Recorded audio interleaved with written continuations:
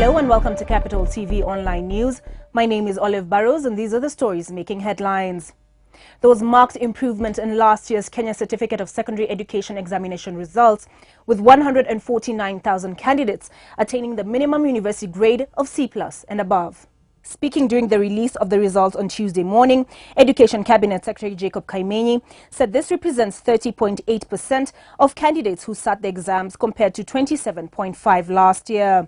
59% of those who passed were male candidates, while the rest were girls. He, however, states that the number of candidates who engaged in cheating last year reduced drastically compared to the previous year at 2,975. Candidates in 5 national schools were involved in cheating and other irregularities. I stand before you today extremely delighted to inform the entire nation that the general performance of candidates in 2014 KCSE exam has improved tremendously compared with last year's. This is evidenced by the fact that 30.8%, translating to 149,717 candidates, attained the minimum university entry qualification of C+ and above. The candidates with an overall mean grade of A plain increased. It increased from 2,722 candidates, that was 0.61% in the year 2013, to 3,073 candidates, that is 0.63% in the year 2014.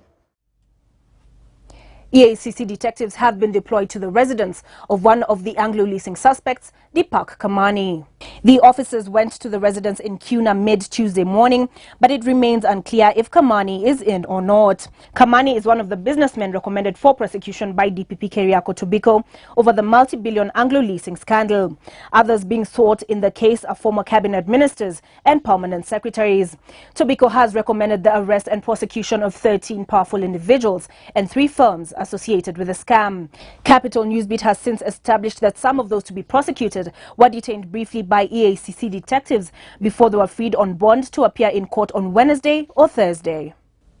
5 members of the same family were shot and seriously wounded in a robbery incident in Nairobi South B Estate on Tuesday morning. The incident occurred at Golden Gate Estate, where the Asian family was robbed of jewelry and other valuables when the gunman struck. The victims are being treated at the Mater Hospital with multiple injuries sustained during the shooting. National Assembly members are on Tuesday expected to convene a Kamkunji, where they will be briefed on the deliberations and resolutions of a retreat held in Mombasa over the weekend. Key issues to be discussed at the meeting include the CDF issue, where the task force is supposed to come up with amendments to the Act following a recent court ruling. The MPs will also discuss the election date, which is to be moved from August to December, as well as the need to extend the term of IEBC commissioners, among other issues. In business, John Giraini has been reappointed as the Kenya Revenue Authority's Commissioner General. He will serve a second term of 3 years effective Wednesday. KRA Board Chairman Major Retired Marsden Madoka says this was due to his good performance at the authority during his first term of 3 years, which ends on Tuesday. Some of his achievements, Madoka says, includes an increase in revenue collection from 707.3 billion in 2011 and the 2012 financial year to 963.8 billion in the 2013-2014 financial year. Giraini took over office on March 4, 2012, after the retirement of the then Commissioner General Michael Waweru. And this is how the Kenya shilling is trading against the US dollar, the sterling pound and the euro.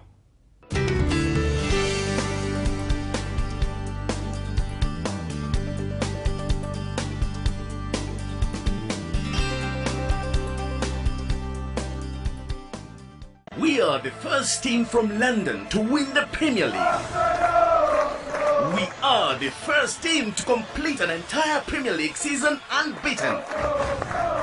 And now, We are the first team to introduce a debit card for our fans in Kenya. The Imperial Bank Arsenal debit card is here. Earn redeemable Ghana points and enjoy exclusive privileges and incentives. Visit your nearest Imperial Bank branch for your Imperial Bank Arsenal debit card.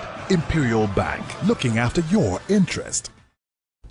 From the sports desk, pressure is once again on the Football Kenya Federation and the Kenya Premier League. The two are expected to thrash out a resolution to their long-running feud that has brought parallel top flight competitions to the country. On Tuesday morning, Lady Justice Aburili ordered both parties to discuss their dispute and report back to Nairobi's Milimani High Court on Thursday. FKF obtained an injunction to suspend the KPL League until a suit filed against their rivals, whom they argue have no authority to run a league, is determined. The stop order against KPL was stayed at Tuesday morning's hearing, and the court will intervene on the matter if both parties do not reach an agreement. For these and other stories, please log on to www.capitalfm.co.ke/TV. I'm Olive Barrows. Thank you for watching.